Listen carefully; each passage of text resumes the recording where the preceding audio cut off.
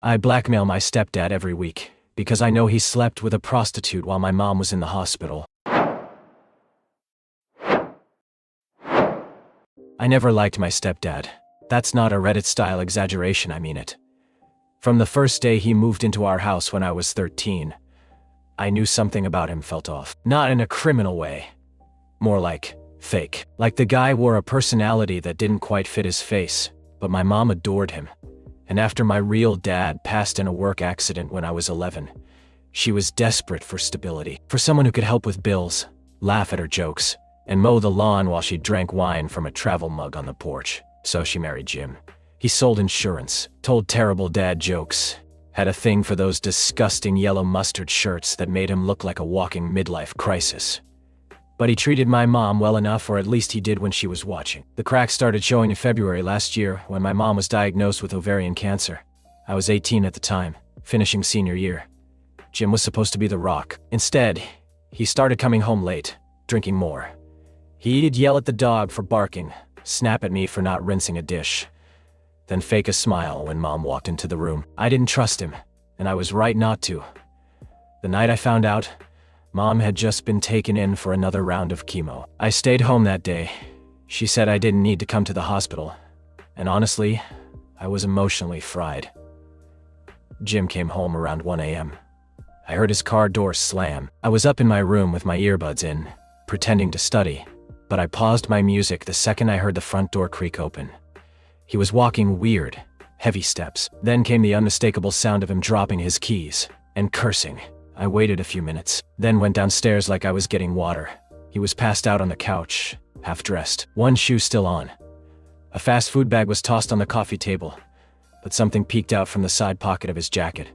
A folded paper. I don't even know why I took it. Gut instinct, maybe. It was a receipt for a motel, 46 minutes away, paid in cash. At first I thought he'd just gone there to drink alone weird, but maybe he was ashamed to fall apart in front of us. Until I saw the note written in blue pen on the back. Thanks for last night, sugar. You sure know how to make a girl forget she's charging by the hour. There was a lipstick mark underneath. I didn't react how I thought I would. No anger, no rage. I felt cold, like someone threw a wet towel over my soul. I took a picture of the receipt, put it back exactly where I found it. Then I waited. The next morning I acted like nothing happened. Made my usual shitty coffee, burned a bagel and nodded while Jim pretended to be interested in the news. He had the nerve to kiss my mom's forehead before leaving for work. That was the last straw. I waited until he came back home that evening. Jim, I said casually, stopping him in the hallway. We need to talk. He looked at me like I had just threatened to bite him. What's up, sport? I held up my phone, opened the photo, watched the blood drain from his face. This isn't what it looks like. He stammered, voice thin. I raised my eyebrows. Then explain it. He opened his mouth, closed it, opened it again. Nothing came out. I didn't let him flounder long. I won't tell Mom, I said, if you do what I say. That's how it started. Nothing crazy at first. Just small stuff. Give me $100 every week.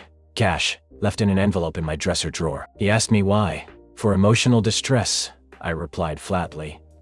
Therapy's expensive. He never missed a payment. But as weeks went by, the terms changed. I told him to let me borrow his car. He did. I told him to call out of work and pretend he was sick, just to see if he would. He did. I made him take me to a concert 3 towns over and sit in the parking lot for 6 hours because I didn't have a ride back. He did. Why? Because he was terrified. Because he knew if Mom found out he'd lose everything: the house, the image, the good guy role he wore like a rented tux. And I was just getting started. That summer, while Mom was slowly healing, exhausted but stable, I started keeping a journal.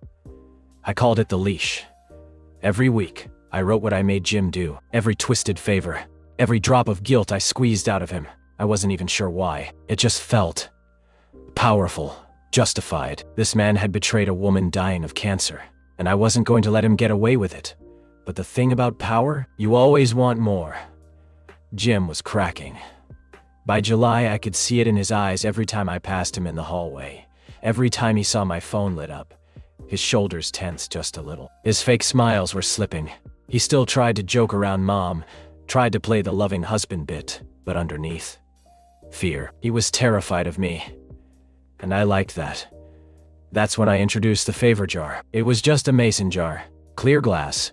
I put it on top of the microwave and told Jim every Friday he'd pull a favor out of it, something random, written by me on a folded slip of paper. He had to do it by Sunday night, no matter what it said. He laughed when I explained the rules, thought I was kidding. Then he pulled the first note. Buy a $100 teddy bear from the downtown boutique and give it to Mom. Tell her you saw it and couldn't stop thinking about her. He looked at me. Why? I shrugged. Because it's sweet. She deserves it. He bought the bear. The week after, call your boss and quit. Tell him you're done. Then call back an hour later and say it was food poisoning hallucinations. He did it. Sounded like a lunatic, but pulled it off. His boss gave him a week off, probably to avoid an HR nightmare. Another week, drive 2 hours to the beach and bring back a handful of sand. Don't explain why, just do it. He came back that night with a Ziploc bag full of wet sand and a sunburn on his neck. Didn't say a word. Mom asked him what it was for. He told her it was for her garden. Said it helped flowers grow. That lie? That was mine too. Something changed after that. I think it broke him a little. The randomness, the powerlessness. He never knew if the next paper would say, buy Mom flowers, or shave your head and blame it on a lost bet.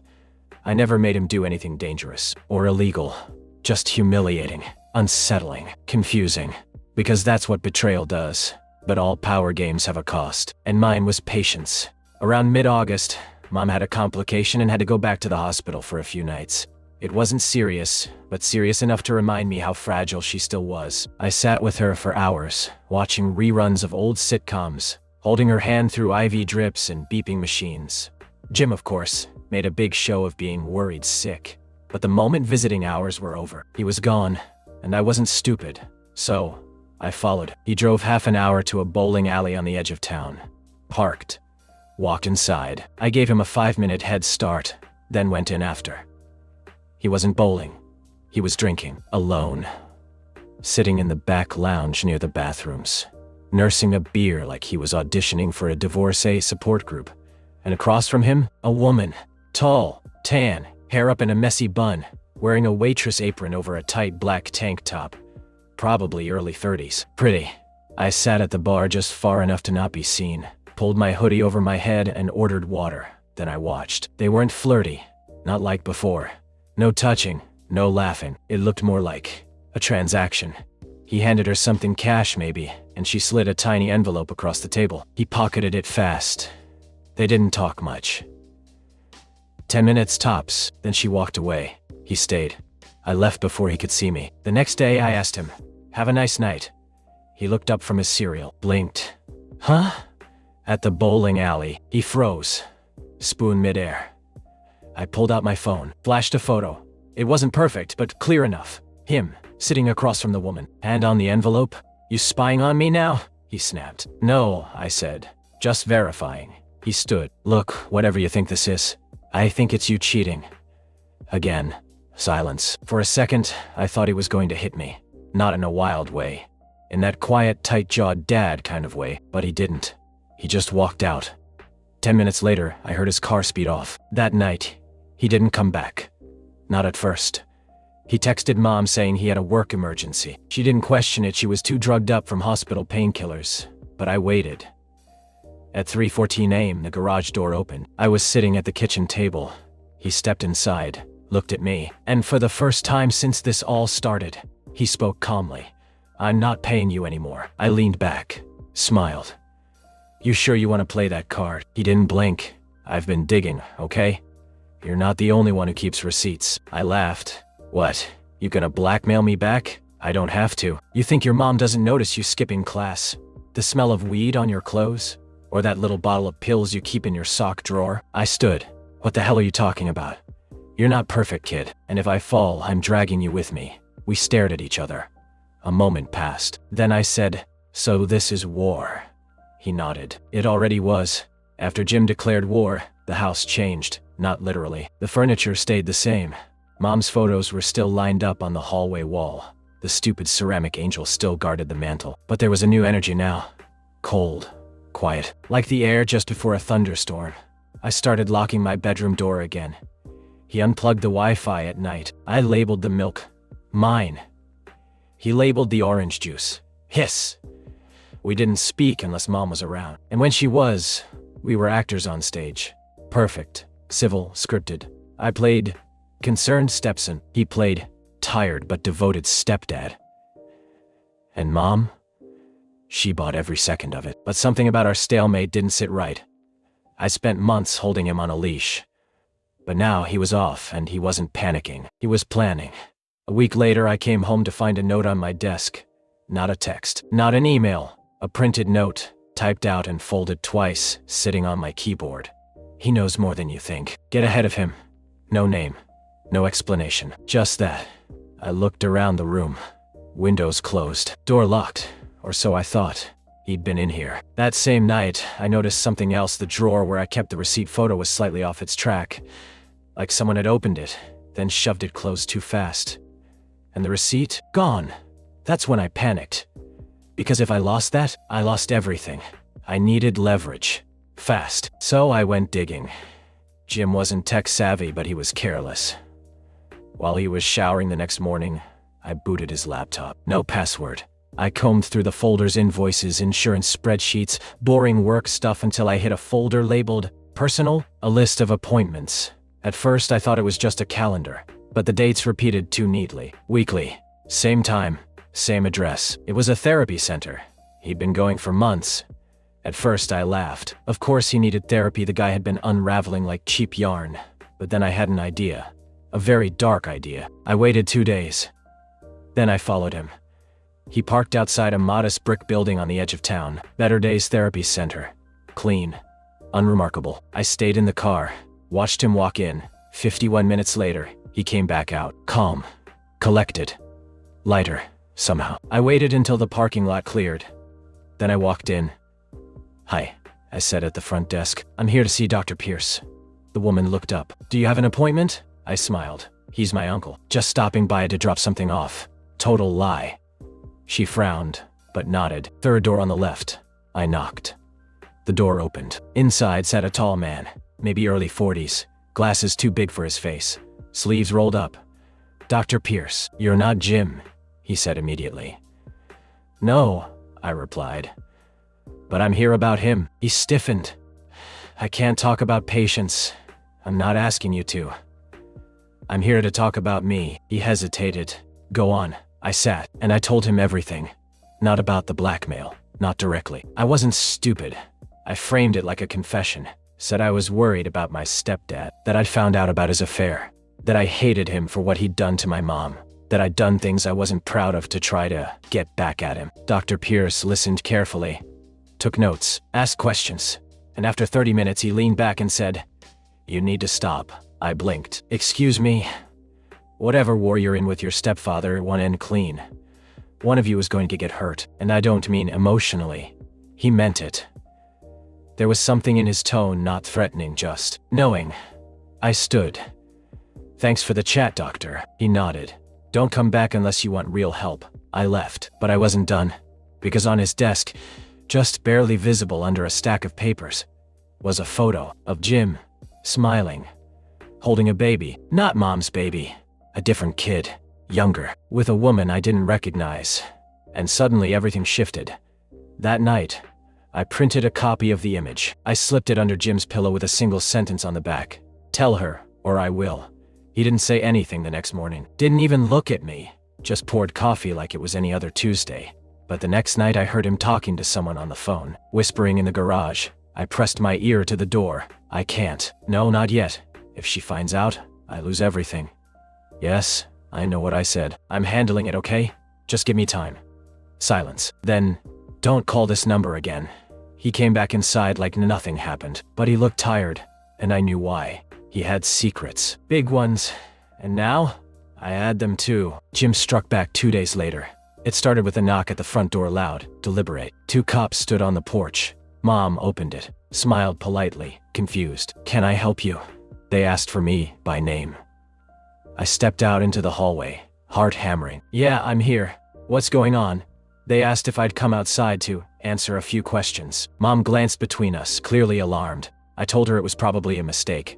I followed them onto the porch. The taller officer handed me a printed screenshot. A text conversation. One I'd never seen before. The sender? Me. The recipient? Unknown?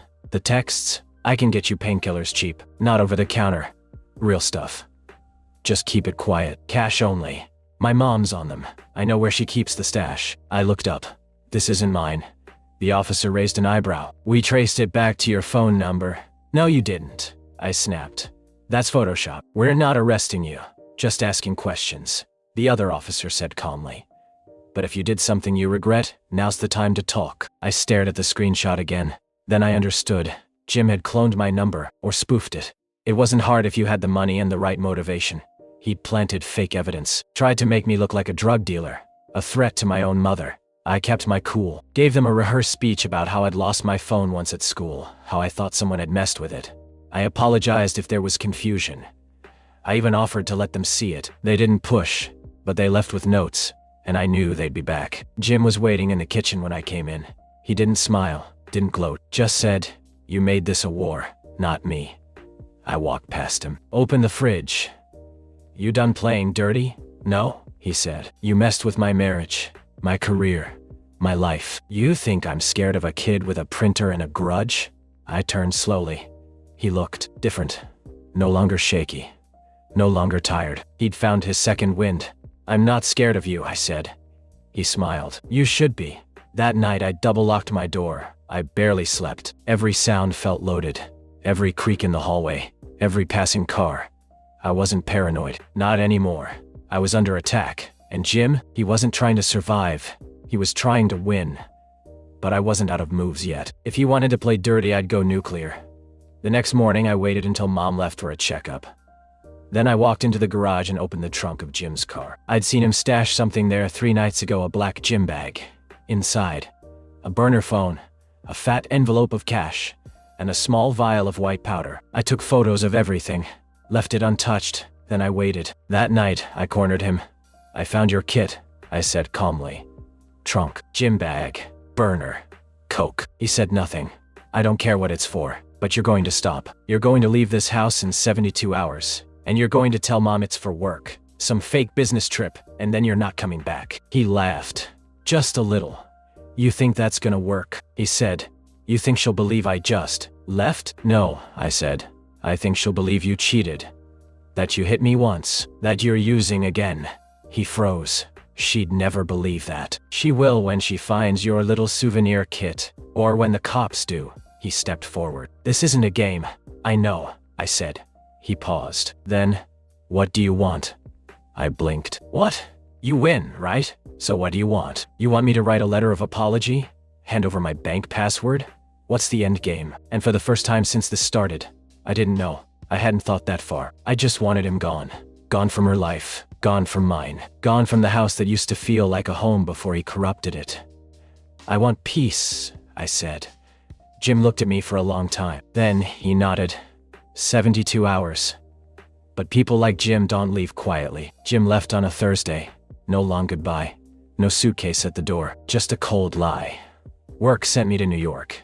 Be back in a week. He kissed Mom on the cheek, avoided my eyes, and drove off. That was the last time I saw him.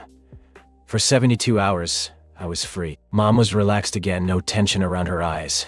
No cautious glances between us. We made breakfast together for the first time in months. She even laughed at a stupid joke I made, but beneath it all I felt it. The clock ticking. Because I knew Jim hadn't really gone. Not yet. He was still here in the walls, in the silence, in the uneasiness that clung to every corner of our home. I started checking the locks twice, peeking out the windows, jumping at every unknown number that called. Then on the third night my phone buzzed. Unknown number. I almost didn't answer. But something told me I had to. I picked up, and heard only one thing. Jim's voice. Calm.